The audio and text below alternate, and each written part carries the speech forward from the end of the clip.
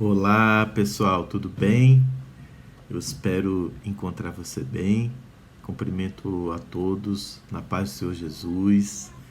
Que o nosso Senhor Jesus possa iluminar os seus pensamentos, os seus sentimentos e que a mão dele esteja sobre a sua vida, sobre a sua casa, sobre a sua família, sobre o seu trabalho, sobre os seus negócios, sobre os seus projetos e sonhos, e que tudo aquilo que você tem desejado possa se realizar. Que a paz do Senhor, que excede a todo entendimento, esteja com você, esteja conosco, e que este vídeo possa trazer uma luz sobre a tua vida e te trazer um grande esclarecimento em algo que você possa estar buscando. Eu quero compartilhar com vocês hoje, meus irmãos, algo que tem tocado muito meu coração nesses dias, e é algo que eu acredito muito, que é o poder do movimento, o poder da ação.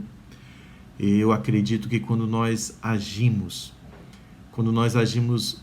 baseados num querer interno, em algo que a gente realmente deseja profundamente, e a gente se movimenta por conta disso, algo sobrenatural acontece.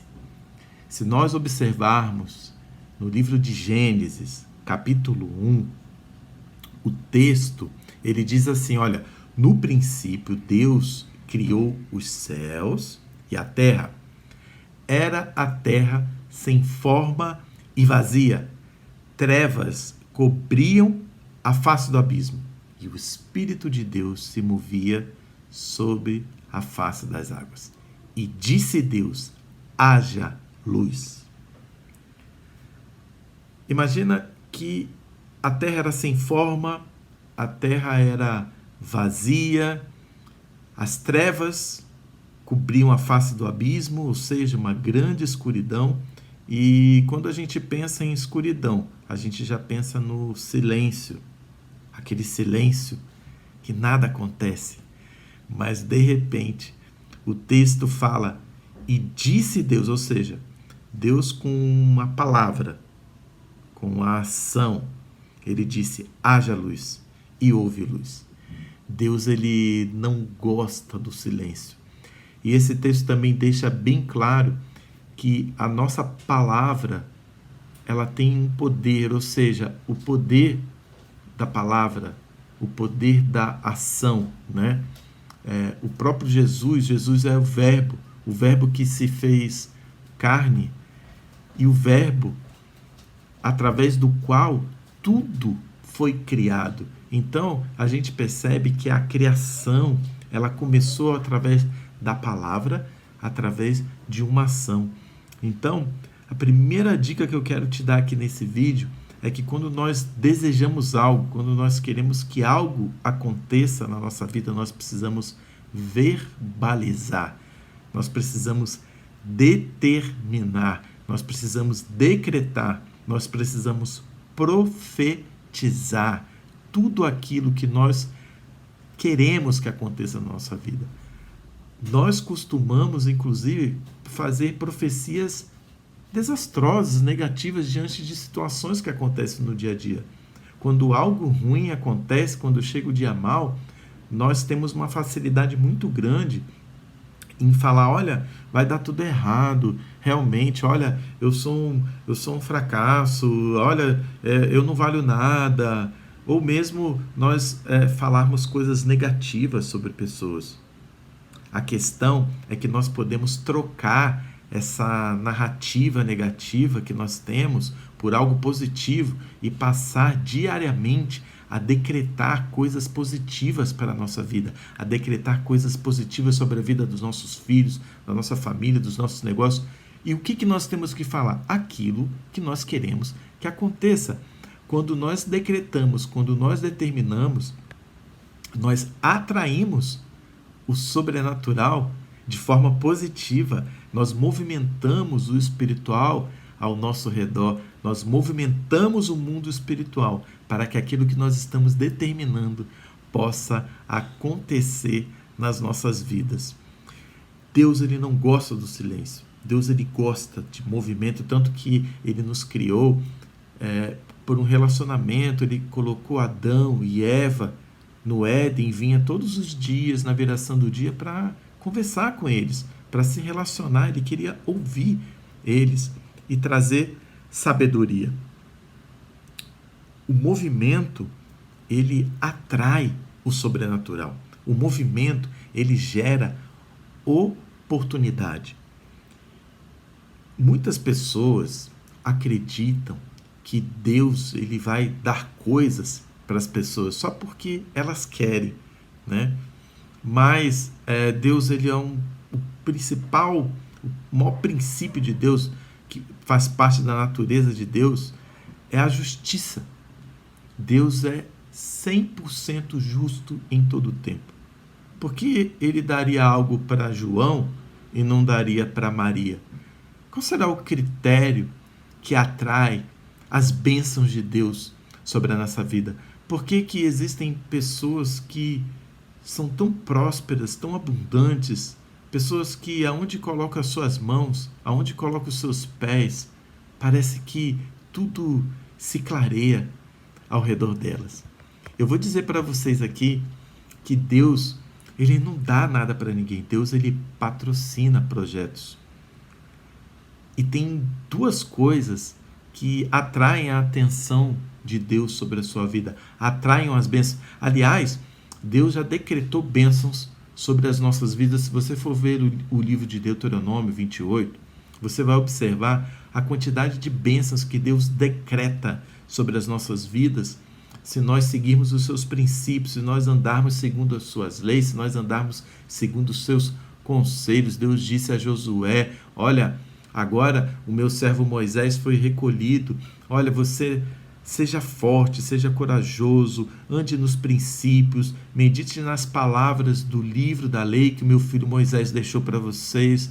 Seja forte e corajoso.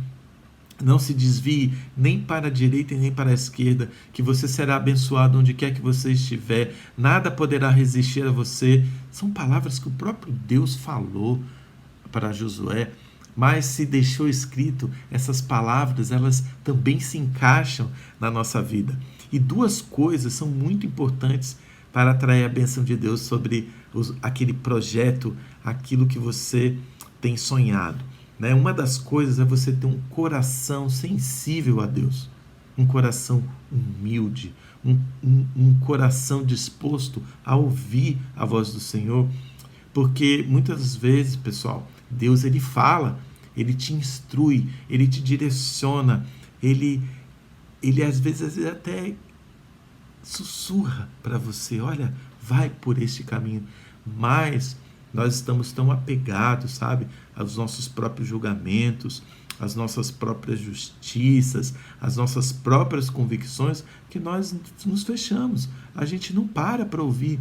A gente quer seguir o nosso próprio conselho, o nosso próprio entendimento. Por isso que lá em Provérbios já diz: olha, não se apoie no seu próprio entendimento.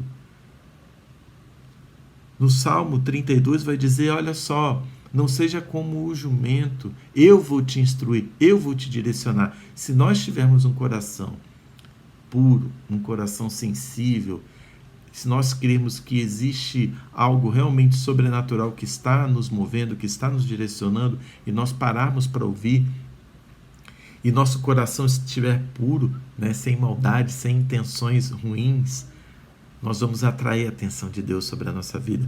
E Ele começa a nos direcionar. E Ele começa a estender as mãos dele sobre nós. Uma outra coisa que atrai a atenção de Deus é o movimento.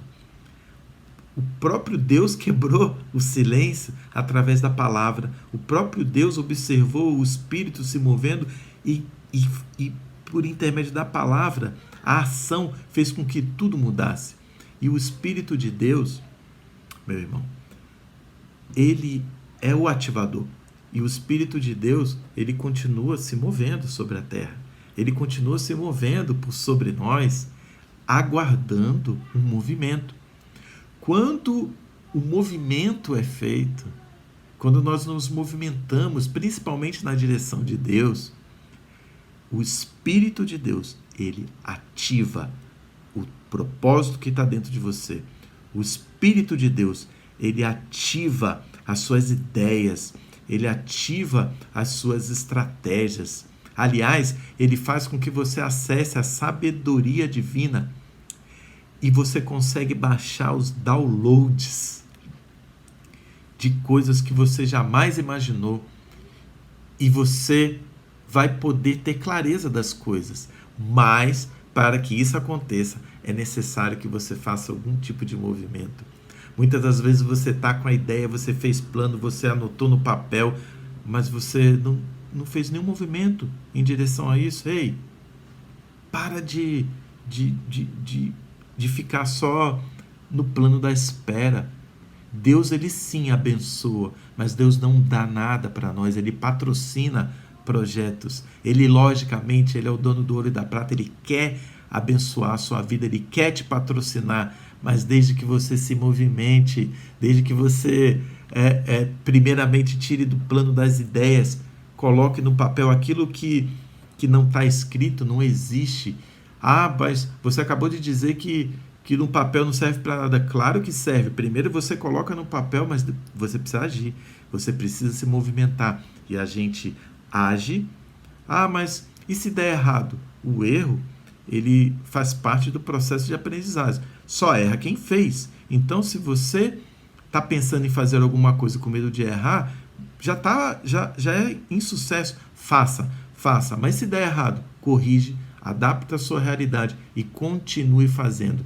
Olha, a quantidade de vezes e a intensidade que você faz as coisas vai determinar a velocidade do seu sucesso. Eu quero falar aqui rapidamente de algumas pessoas, alguns personagens bíblicos, né, que chamaram a atenção de Deus. O primeiro deles é Gideão. Gideão foi um dos juízes, né, de Israel, ali no capítulo 6 de Juízes, um tempo em que os midianitas e os amalequitas, eles roubavam toda a produção de grãos de Israel. Tudo aquilo que Israel estava produzindo estava sendo roubado. Quando chegava no tempo da colheita, eles vinham, roubavam, e Israel estava passando fome ao ponto deles terem que se esconder nas montanhas para poder sobreviver. E Gideão, então, ele começa a malhar o trigo no lagar, né, de uva, numa estratégia diferente. Aquele movimento de Gideão chama a atenção de Deus, e um anjo vem visitar Gideão e diz: olha, Gideão, você vai liderar o exército de Israel para libertar esse povo contra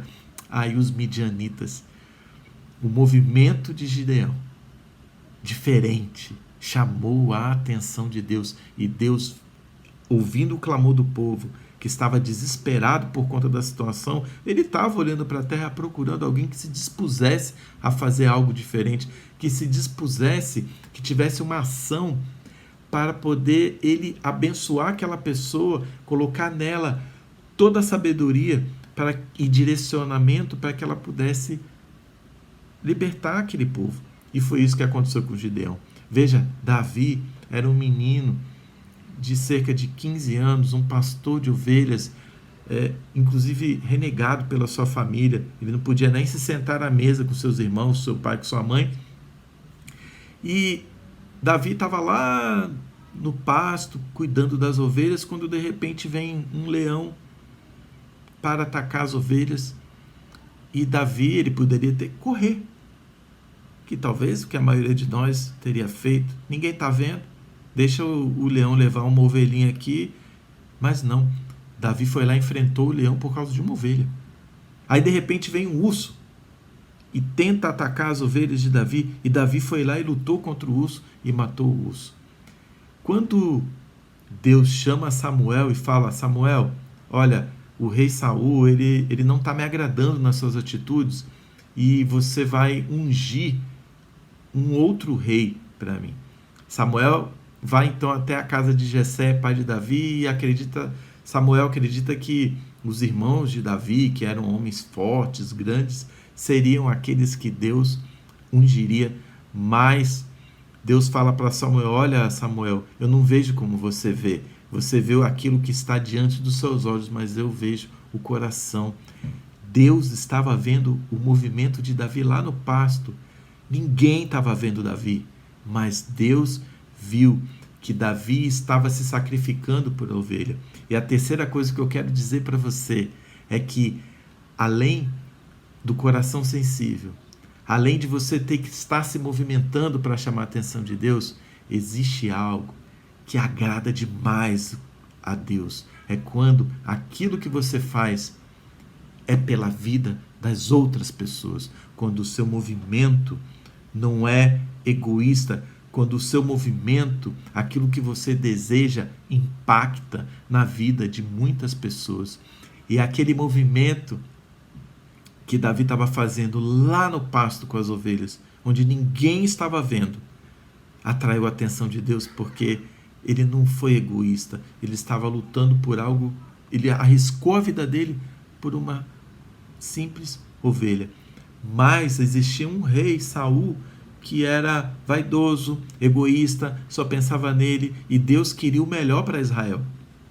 E quando ele vê Davi tendo essa atitude, ele fala, ele é um menino, ele é um simples pastor, ele é renegado, mas eu vou abençoar ele, eu vou ungir esse menino, porque eu vou fazer dele o maior rei que Israel irá conhecer. E Davi entrou para a história como o rei que conseguiu unificar todas as tribos de Israel, que conquistou Jerusalém, colocando ela como capital do reino, e se estabeleceu um reinado tão grande que o seu filho Salomão reinou por muitos anos sem precisar guerrear contra nenhum rei ao seu redor.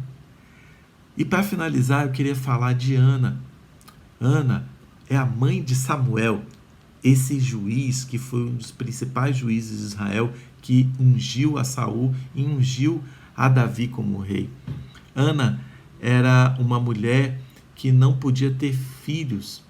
E naquele tempo, quando uma mulher não podia ter filhos, o seu marido ele podia se casar com outra mulher. E essa outra mulher do marido de Ana, Eucana, tinha filhos, né? A Penina tinha filhos, e a Penina ela zombava de Ana. E Ana, então, junto com seu marido Eucana e com Penina, subia todos os anos ao templo, né? Que é uma tradição judaica, para fazer o sacrifício pelo pecado, e ali ela clamava a Deus, porque ela queria um filho. Mas, todas as vezes que ela fazia isso, ela pensava muito nela, ela pensava nessa vergonha que ela tinha, porque naquele tempo era uma vergonha uma mulher não poder dar um filho ao seu marido. E de repente ela então muda a atitude, ela muda o coração dela, ela chega para Deus e fala, olha Deus, se o Senhor me der um filho, eu vou devolver ele para o Senhor. E o que Ana quis dizer para Deus com isso? Naquele tempo, devolver um filho para o Senhor, e ela disse que ele seria um nazireu, né? Seria entregar aquele filho no templo para servir a Deus. E naquele tempo, havia um sacerdote que cuidava do templo, né? E do ofício sacerdotal em Israel, chamado Eli. Eli tinha 2 filhos, Rofine e Finéias, que eram pessoas que estavam profanando o templo, eles estavam profanando as ofertas, tendo atitudes que desagradavam completamente a Deus. E Eli, como pai deles e sacerdote, não tomavam uma providência, ou seja, a posição de Eli, que era de defender a moral, os bons costumes, as regras, né? Ele não estava exercendo, e ele estava envergonhando o nome de Deus. Quando Ana tem essa atitude de entregar aquilo que ela tanto queria, ela queria um filho, mas ela disse, eu quero tanto, Deus, que se o Senhor me der, eu vou devolver para o Senhor. Deus olha para o mundo e vê a situação que estava, ele precisava de alguém que pudesse representar ele na terra. Então Deus decide abençoar a vida de Ana. E Ana então dá à luz a Samuel, que se tornou o maior juiz daquele tempo. E além disso, ela teve mais 5 filhos, foi abençoada e próspera. Então, com esse texto fica bem claro, né, com essa passagem, o que chama a atenção de Deus. Quando aquilo que nós queremos fazer, quando aquilo que nós desejamos fazer, começa a extrapolar quem nós somos, começa a ser um pensamento que vai impactar na vida de pessoas, Deus vai patrocinar esse projeto. Então eu falei aqui de 3 coisas, né? A primeira delas é um coração sensível a Deus, o movimento e fazer as coisas para impactar na vida de outras pessoas. Aquilo que você tem dentro de você, que é um propósito, ele tem a ver com pessoas. Eu já disse isso em vários vídeos e volto a afirmar que o propósito que Deus colocou dentro de você, e todos nós temos um propósito, ele tem a ver com pessoas. O seu propósito, quando ele se manifestar, ele vai impactar na vida de pessoas. Pessoas vão se beneficiar com isso. Então, você se movimentando na direção do seu propósito, você começando a agir, mas com um coração puro, um coração sensível e um desejo de impactar a vida de pessoas, eu tenho certeza que você vai atrair as bênçãos de Deus sobre a sua vida, você vai atrair o patrocínio dele sobre a sua vida. Movimente-se, provoque o sobrenatural. Aquilo que está dentro de você, esse desejo que você tem de fazer algo, precisa ser um desejo ardente, precisa ser algo que você queira de verdade. Mas que esse algo que você queira não seja egoísta, não seja só para que você possa adquirir bens, né? Adquirir coisas para você, não. Pense grande, pense global, pense em algo que possa realmente impactar e transformar a vida de pessoas, que eu tenho certeza que você vai atrair o maior patrocínio que você pode ter aqui nessa terra, que é o patrocínio de Deus.